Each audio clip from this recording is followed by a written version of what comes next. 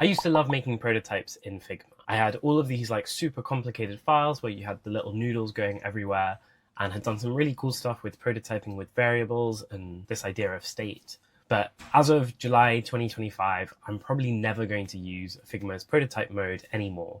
And that's because there's a new way of making prototypes, which is just way, way better. So in this video, I'm going to show you an example. If you stick around to the end, I'll give you one little secret to make all of your prototypes made in this way infinitely better. So this is the screen I was working on that made me realize there's a better way of doing prototypes. I wanted each of these 3 cards to animate in, and I wanted the loading bar to slowly fill up. And I wanted this to happen over maybe 5 seconds, but I wasn't entirely sure.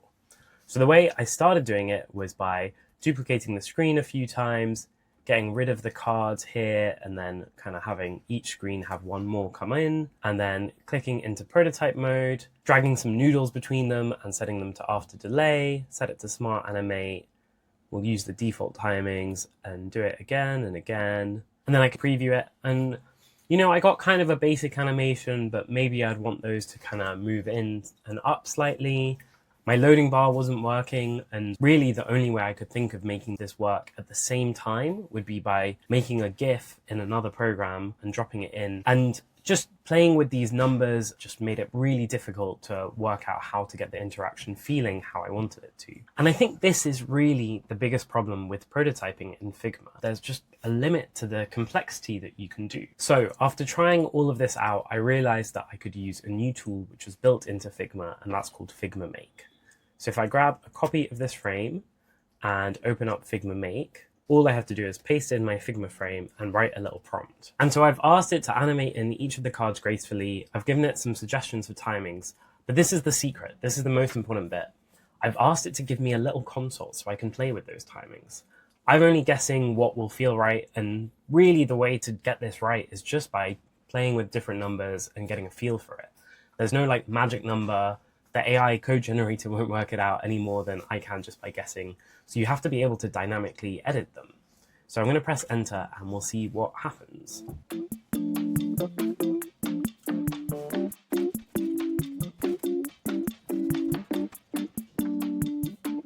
So here we go. It's basically done it. It's not kept my fancy font at the top, but it's kind of done it. I've got a little restart button so I can try it all out.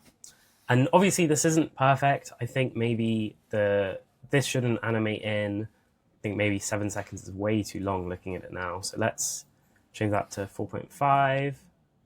That feels like it's about right. That can maybe be a bit longer. So what I'm going to do now is I'm going to say, don't animate the text. To recap, I think 500 milliseconds for card animation duration. So I've just asked it to kind of fix some of those mistakes, and let's see what it does.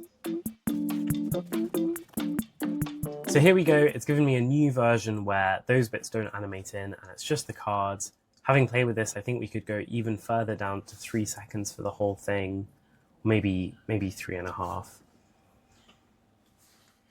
But yeah, hopefully you can see how easy this was to do. I can even say, hey, change this element. I can quickly change the font here, or I can ask it to do something else. So add a typewriter effect. And it can do it. I can also do things like ask for handover specs for my devs, and it will just give those to me to hand over. Or I can just copy and paste the actual code from the code section. So hopefully you can see how powerful this is and how much it's going to change the way designers make prototypes. I think the Figma prototype panel is slowly going to die a death, and this kind of prototyping with code and AI is going to replace it. Anyway, thanks so much for watching. If you found this useful, please do hit the subscribe button down below, and I'll see you on the next one. Cheers.